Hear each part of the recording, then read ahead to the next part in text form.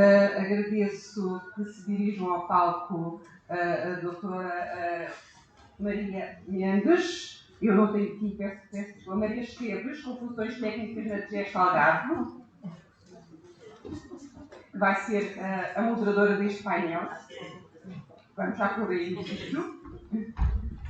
Temos como convidadas a doutora Raquel Peters, que pertence à Cruz Vermelha de Olhão. Agradeço. Muito obrigada. E a diretora do agrupamento da Bimposta, a doutora Sandra Pinheiro.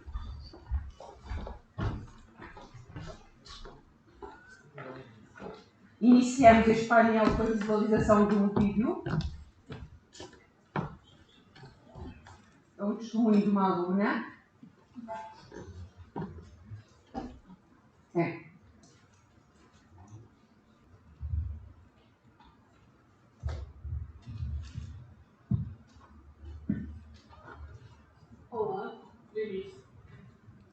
Olá, eu sou Alexandra e sou de origem ucraniana. Quando nós chegamos a Portugal, a minha tia ajudou a arranjar a casa em Olhão. Nos primeiros tempos, eu ainda estudava em escola ucraniana, mas no ano.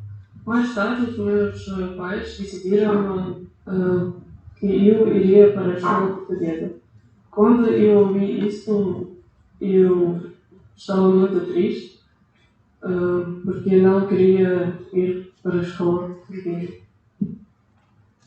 Quando cheguei nesta escola, eu fiz amizade com as meninas ucranianas que também ficaram nessa escola. Foi muito difícil integrar na turma porque não percebia nada do que todas diziam.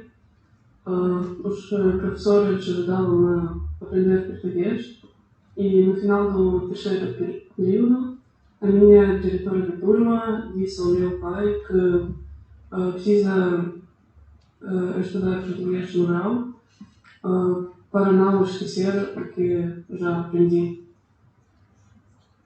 Hoje sinto mais integrada, tudo é mais fácil do que nos primeiros dias. Embora continue a sentir saudades dos meus amigos e da minha escola ucraniana, já sinto que a escola de Algarosa começa a ser a minha escola. Os meus pais estão muito contentes comigo e eu estou com os meus progressos. Queria agradecer às minhas professoras de português de língua não materna e ao meu professor de português que ajudaram-me a aprender esta língua nova para mim. Adeus, do побачення.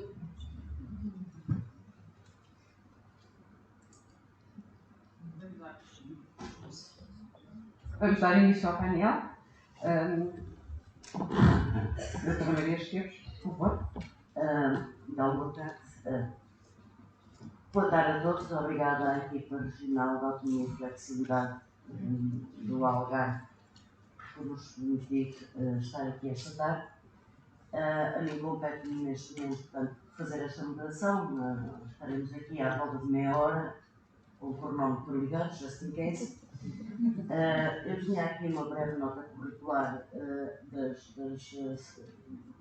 individualidades, vou dizer assim, que estão presentes, porém, a que está à minha esquerda é a nossa diretora do agrupamento de escolas de Bimposta, toda a gente conhece.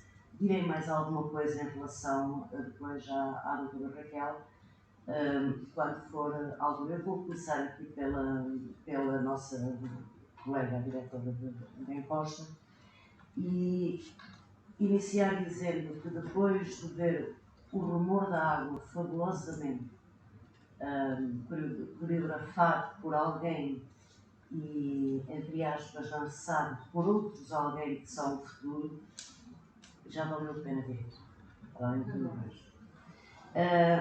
Falamos aqui de diversidade, multiculturalidade e, portanto, é nesta onda que vamos ouvir a senhora diretora. Eu começava aqui por uma expressão que não é exatamente esta, mas é sincopada, dita ou escrita por Saint-Exupéry, que diz: se és diferente de mim, ainda bem, enriqueces. E, portanto, é nesta perspectiva da diversidade enriquecedora que gostaríamos aqui de ouvir a Sandra Pio. O que é que as nossas escolas, o que é que nós, no âmbito da autonomia e da flexibilidade curricular, e se fizermos o grandíssimo chapéu que é a diferenciação pedagógica, quais são os desafios que temos, onde estamos, onde podemos chegar, nesta perspectiva de diversidade para lá desta multiculturalidade.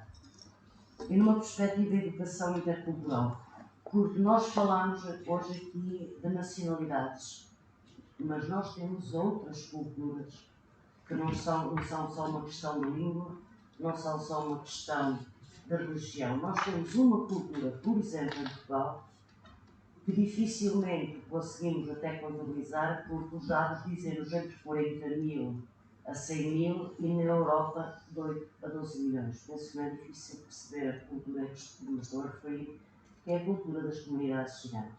Isto é um exemplo. A orientação e a identidade sexual também deve entrar aqui. Portanto, é disto tudo que falamos, Sandra. Ou gostaríamos que tu falasses, e agora permita-me, no motivo de nenhuma orientação, qualquer pessoa na sala ao longo desta intervenção deverá intervir, porque é nas nossas escolas que falamos circunstancialmente. É uma diretora que aqui está, podia estar em outro qualquer, está bem, colegas?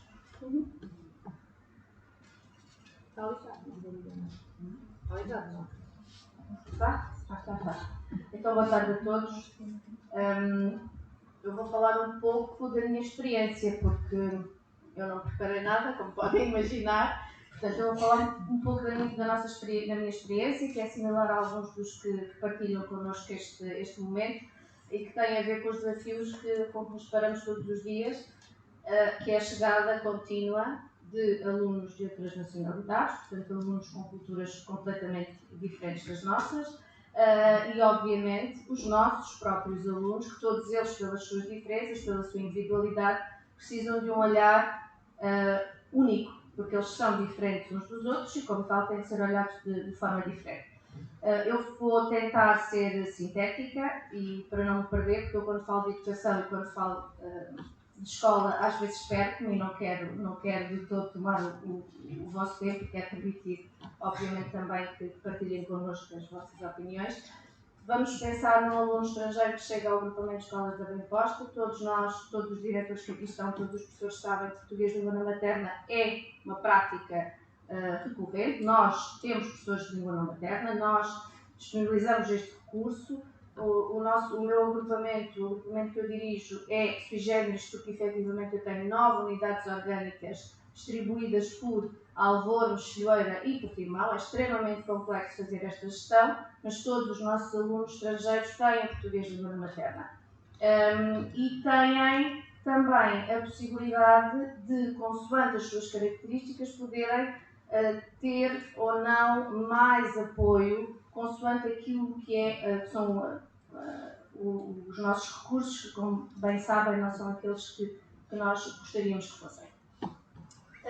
Outra situação que nós normalmente fazemos é apostamos muito numa articulação entre o professor de português de língua materna e o conselho de turma, o professor titular, porque é extremamente importante que haja um reforço daquilo que é o trabalho feito com o professor de português de língua materna com o conselho de turma ou com o professor titular para determinar estratégias. E a família, a proximidade com a família é extremamente importante. Estes alunos conseguem sentir-se acolhidos na escola quando sentem que a sua família também é acolhida na escola. E como é que nós fazemos isso?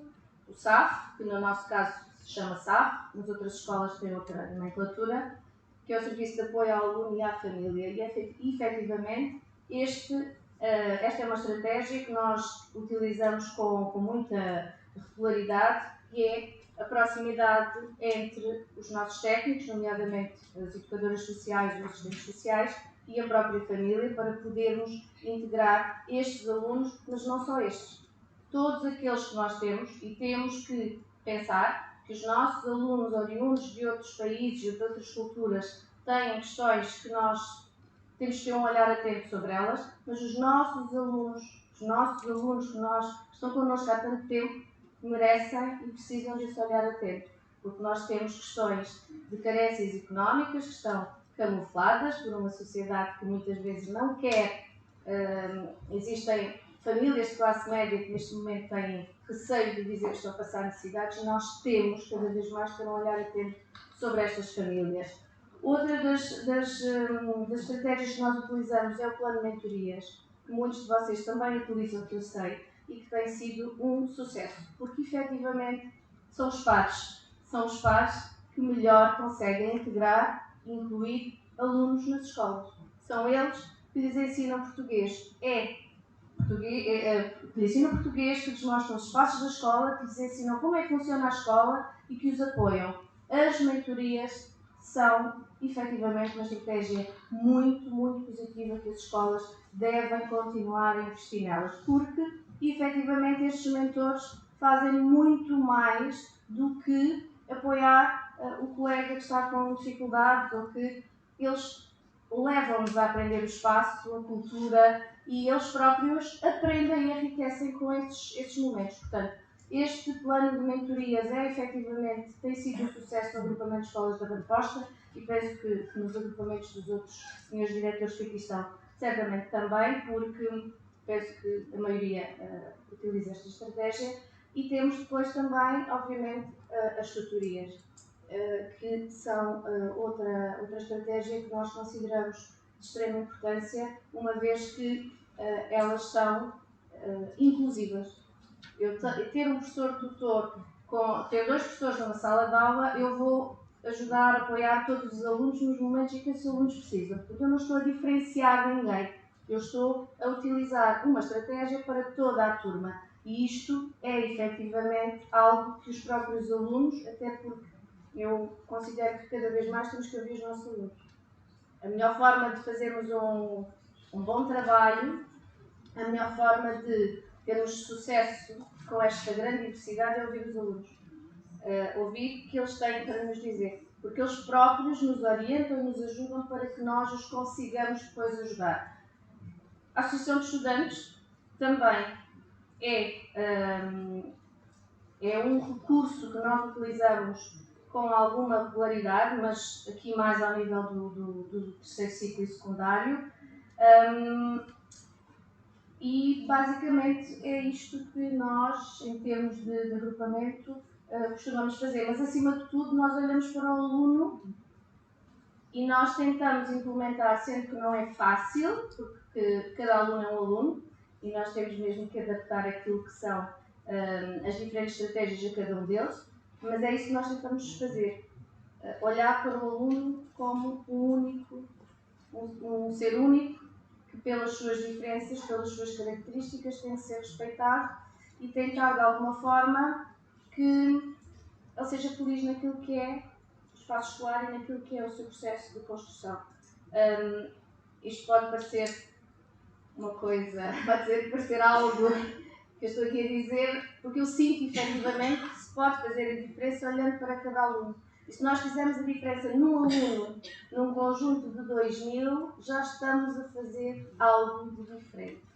E é assim que nós, agrupamento de escolas da Resposta, entendemos este processo de inclusão, que é efetivamente, e como já disse aqui hoje uma ilustre senhora, fez uma apresentação brilhante, efetivamente a inclusão, nós temos que pensar na inclusão, mas não a inclusão tratando todos por igual, porque isso não é possível, mas na inclusão tratando todos como seres diferentes, porque efetivamente é isso, nós somos seres diferentes, temos de ser respeitados pela nossa diferença.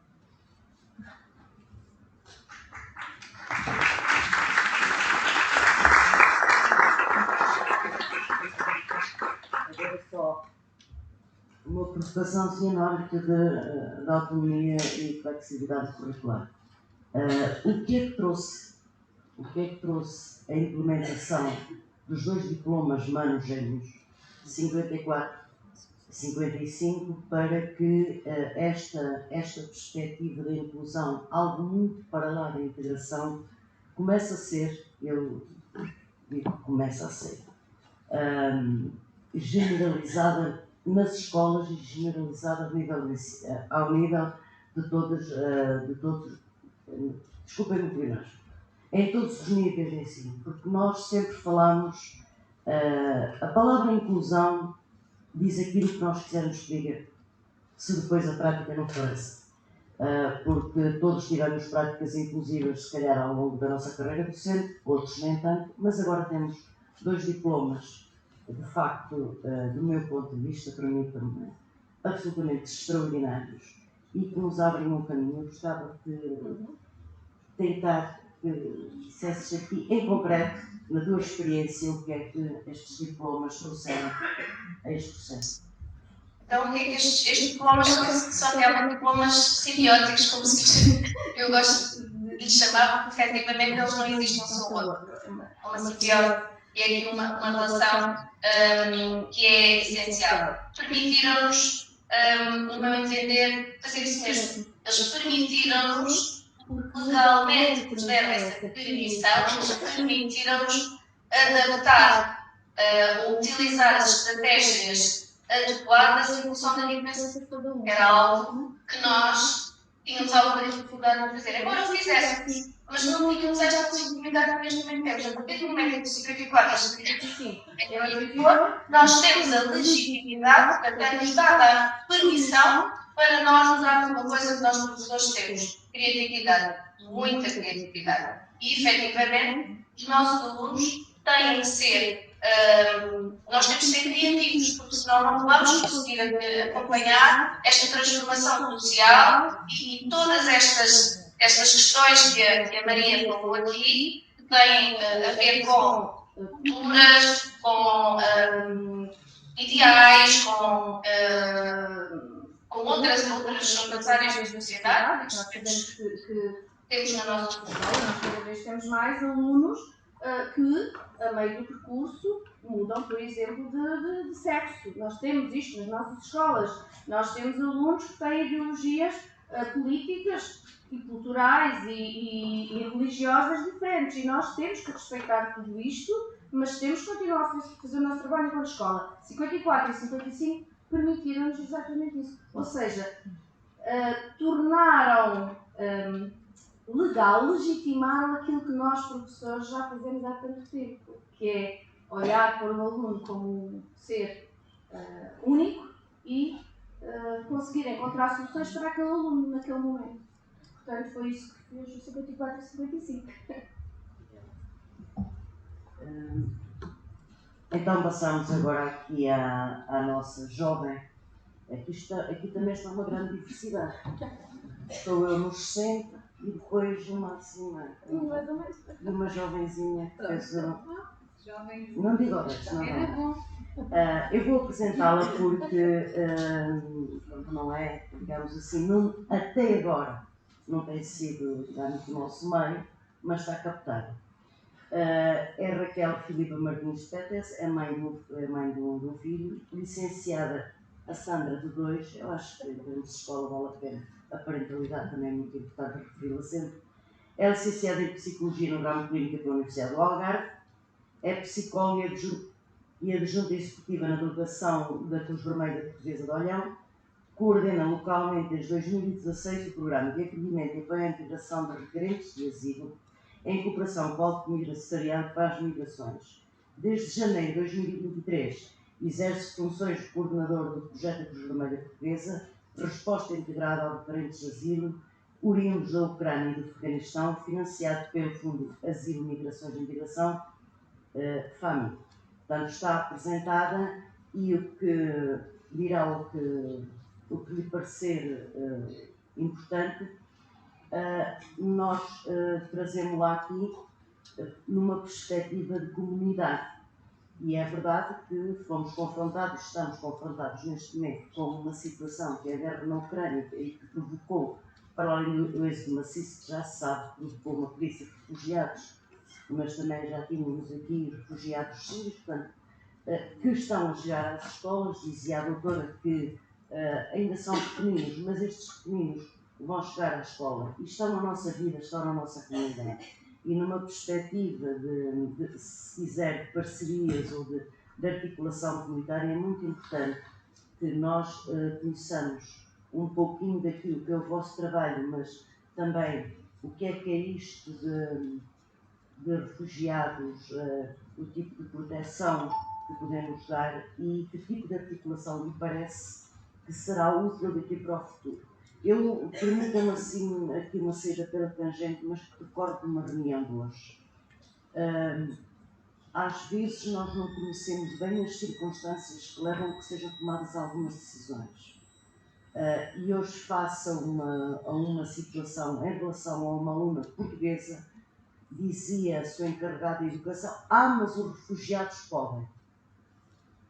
Portanto, há aqui ainda algum desconhecimento do que é este estatuto, embora o Ministério da Educação, isto deve ser dito, tenha uma série de medidas, como aliás tenha com guias de acolhimento, orientações, mas se calhar importava a gente conhecer um pouquinho isto e obrigado. E para a próxima está convocado. Muito obrigada, muito boa tarde a todos e a todas. Antes de mais, gostaria de agradecer o convite em nome da Fundação da Olhão da Cruz Vermelha Portuguesa para estar aqui esta tarde. O convidado Gesto Algarve, é de facto muito honroso poder estar aqui a partilhar convosco na perspectiva da Cruz Vermelha Portuguesa, aquilo que tem sido o nosso apoio, a nossa intervenção com os migrantes, vamos chamar-nos assim.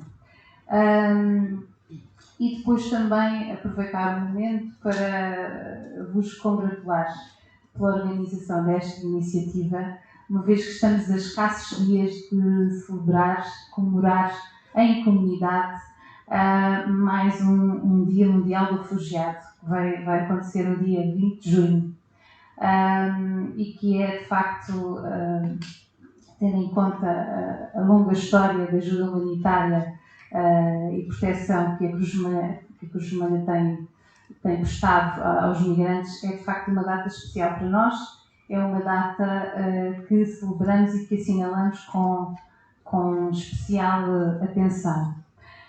Eu estava aqui a ouvir a preleção da doutora Sandra e, de facto, cativaram-me aqui essencialmente duas palavras que disse, além de toda a preleção, mas duas palavras: proximidade e atenção. No fundo, é nesta postura de proximidade e de atenção ao outro que a Cruz Vermelha Portuguesa desenvolve este trabalho de acolhimento e de apoio à integração de cidadãos migrantes na nossa comunidade, neste caso concreto, no meu caso, em Olhão. Porque, antes de mais, a Cruz Vermelha olha para estas pessoas num dever e numa perspectiva de humanidade. Portanto, isso é algo que se levanta sobre todas as condições e estatutos mais ou menos especiais que essas pessoas possam ter.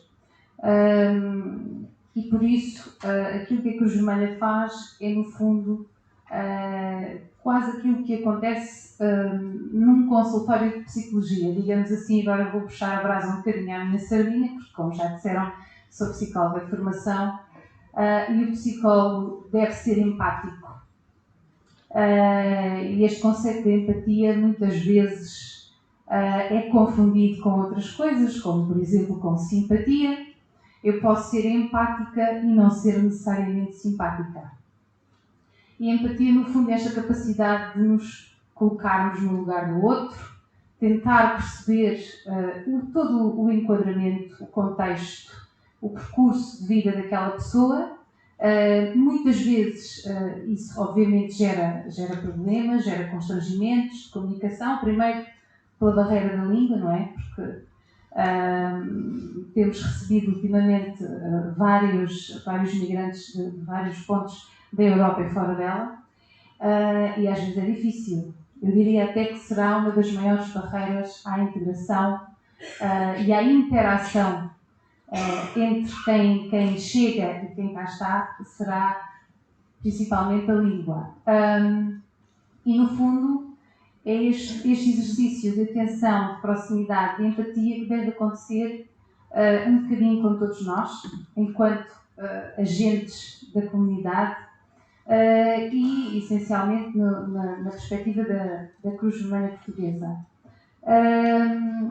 Para além disso, e obviamente é feito um trabalho, um plano de acolhimento e integração destas pessoas, há uma equipa técnica que está mobilizada para este efeito e que não faz mais do que ajudar estes migrantes no acesso aos cuidados de saúde, segurança social, centros de saúde, educação, portanto, acesso aos serviços. No fundo, esse é o trabalho que nós desenvolvemos. E também a articulação interinstitucional com o Alto Comissariado para as Migrações, obviamente, articulação com o Serviço de Estrangeiros e Fronteiras, o extinto CEP, portanto, sermos agentes facilitadores da integração destas pessoas. É óbvio que existe depois aqui o estigma, não é? Há pouco falava com um antigo professor Domingos, de Albufeira, e falávamos um bocadinho do estigma. Porque os refugiados podem, eu já não posso. Portanto, isto vem um bocadinho também na linha daquilo que a professora Gabriela, que foi também minha professora na faculdade, dizia há pouco, tem que ver com as avaliações que eu faço deste estereótipo. E na realidade não é assim, porque nós vivemos num Estado de Direito, graças a Deus, e as pessoas quando chegam são informadas, e é também esse trabalho de informação, de comunicação que nós fazemos, são informadas de que existem leis, existem normas, existem sim algumas precedências, sim, porque têm um acompanhamento, uma equipa em proximidade que as ajuda quando chegam, mas elas sabem que têm que cumprir aquilo que existe no país de destino. E, portanto, é um bocadinho como dizer-lhes em Roma, ser romano. Portanto, não há aqui outro tipo de precedências ou de exceções que tornem essas pessoas especiais ou diferentes. São pessoas como nós. E a Cruz Vermelha olha para elas dessa forma. Portanto, tenta ajudá-las naquilo que são as suas vulnerabilidades pessoais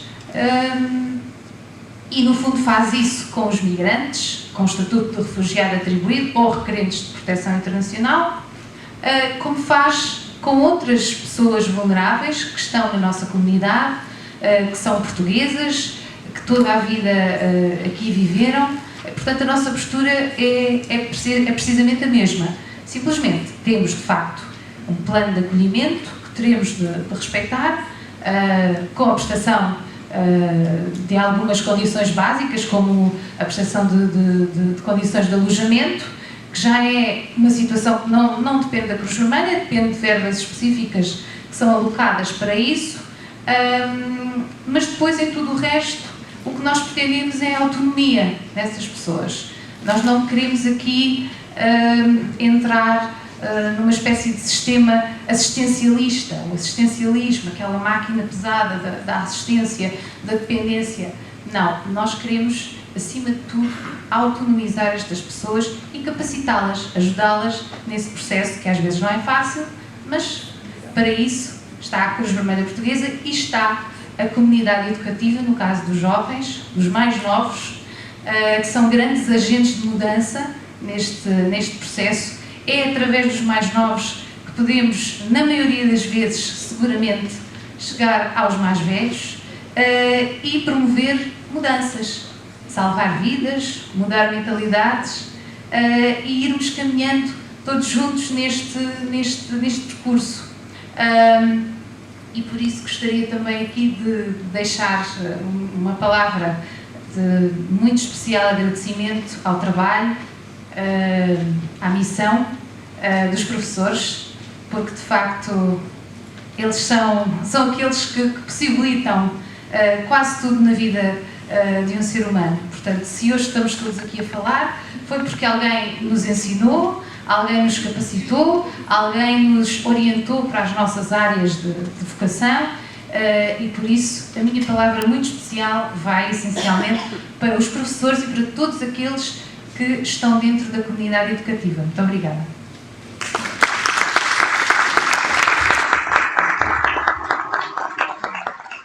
E assim sendo, parece que com empatia, proximidade e atenção temos meio caminho andado para chegar à inclusão.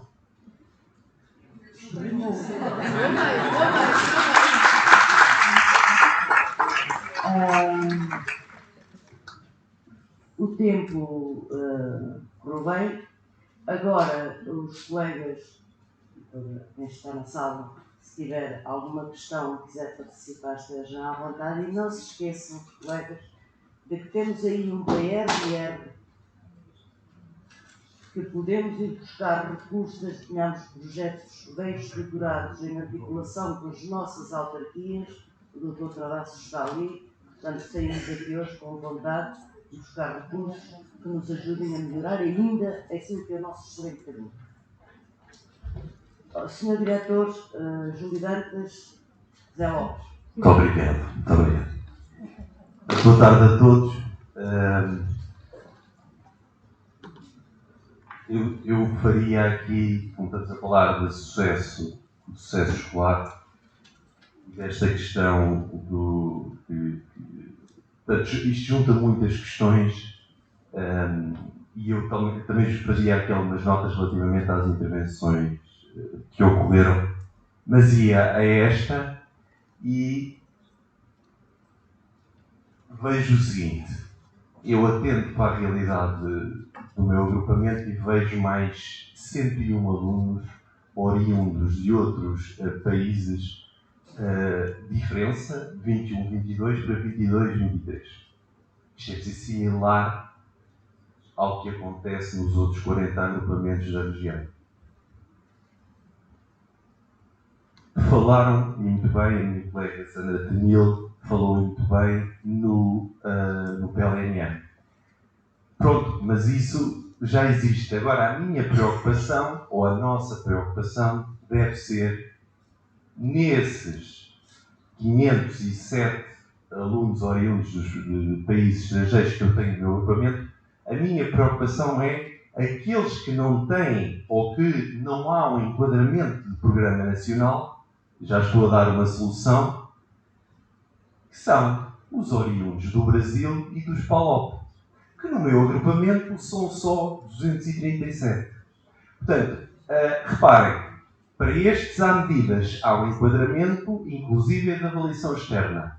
Só que agora precisamos do enquadramento para que tenhamos sucesso nos alunos oriundos de sistemas de ensino com desfazamento a nível de sistema muito grande.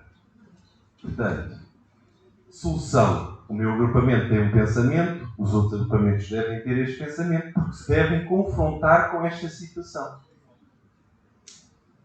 Portanto, a preocupação agora nossa é roteiro nacional, como diz aqui o meu coordenador do Serviço de Biologia e Orientação do agrupamento, um roteiro nacional que atribua recursos que estabeleça uma normalização para o efeito.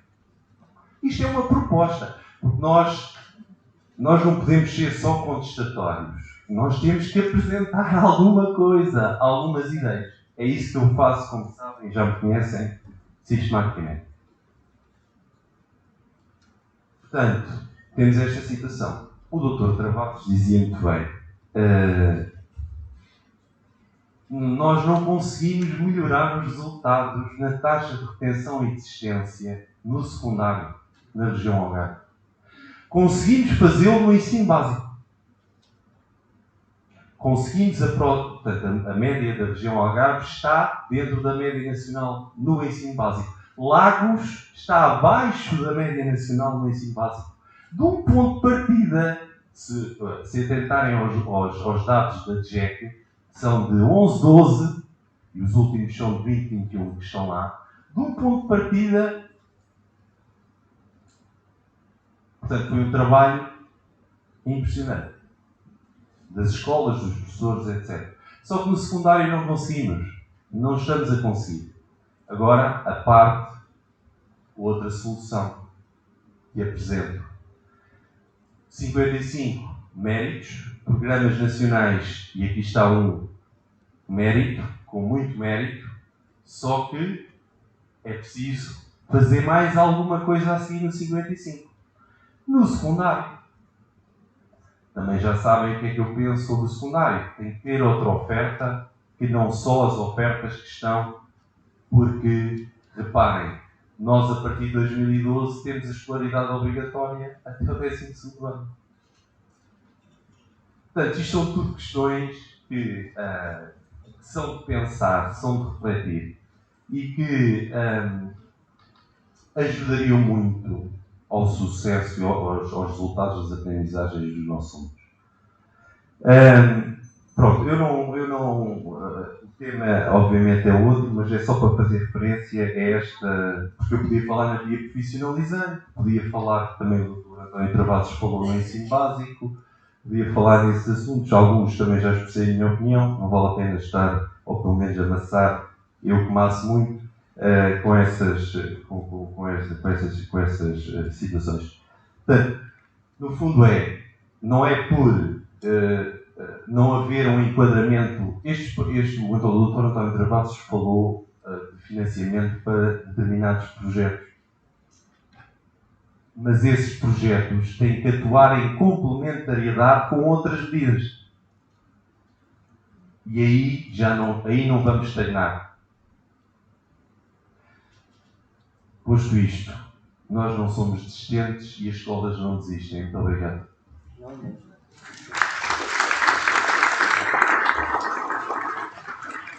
Obrigada, Zé. Permito-me tratá-lo assim. As colegas da autonomia e flexibilidade curricular ouviram, nós também já sabíamos, a nossa chefe de equipa também está ouvindo, o que for para transmitir será para transmitir e a luta continua para o melhor resultado. Não sei se mais algum colega, ninguém, não sei quem, mas há um braço lá.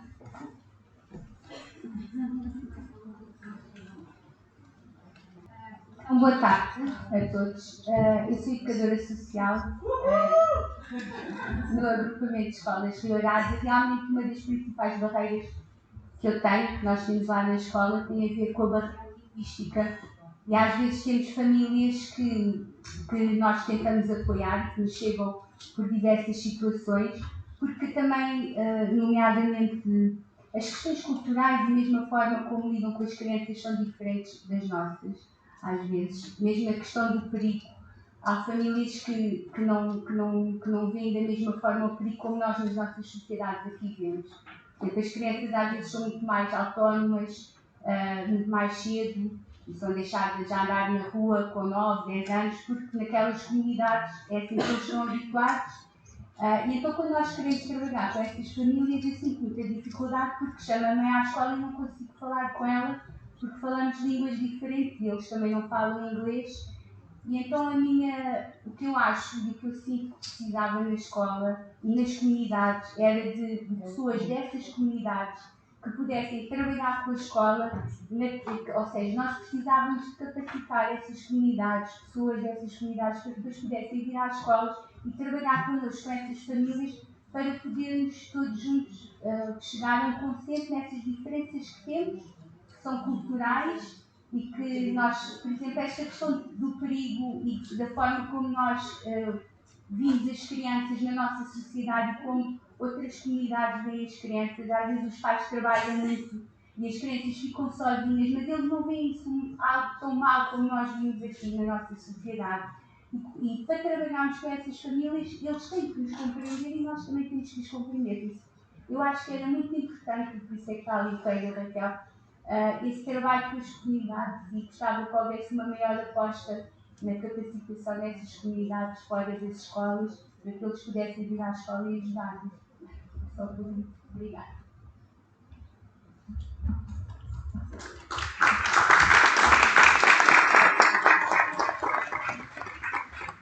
Muito obrigada, Sr. Educador, excelente intervenção. E a escola também sair um bocadinho para a comunidade, procurar essas comunidades e ajudar a capacitar. É um trabalho de comunidade. E aí temos um outro parceiro que se chama autarquia. Deve ser chamado a este tipo de centro, não é? A este tipo de coisas. Muito obrigada. Mais alguém que possa acrescentar? Em relação à questão da barreira linguística, que é determinante, não é? E é um dos primeiros, se não o primeiro entrave à interação com quem chega, a Cruz Vermelha Portuguesa tem apresentado algumas candidaturas e projetos que têm sido aprovados, felizmente, no âmbito de um fundo que é o Fundo Asilo para a Migração e Integração, portanto o FAMI. Está neste momento em curso um projeto que foi aceito, que é a resposta integrada para requerentes de asilo, modelo Cruz Vermelha Portuguesa. Está em curso até 31 de dezembro de 2023 e prevê a realização de cursos de português de língua não materna para pessoas deslocadas oriundas da Ucrânia e do Afeganistão.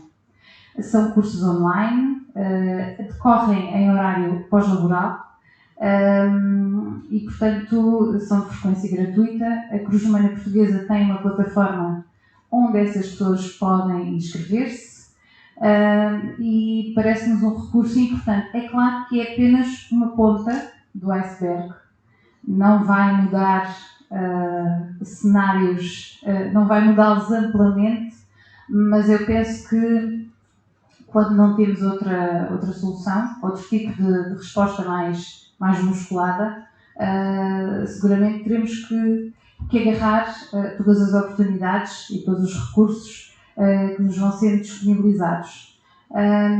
E nessa circunstância, eu gostaria de deixar desde já aqui a disponibilidade da Cruz Vermelha Portuguesa, neste caso pela delegação de Olhão, para encaminhar pessoas oriundas da Ucrânia e do Afeganistão que precisem, que sintam essa necessidade de frequentar estes cursos e, portanto, para o efeito basta contactarem a nossa delegação e nós depois internamente damos seguimento ao pedido.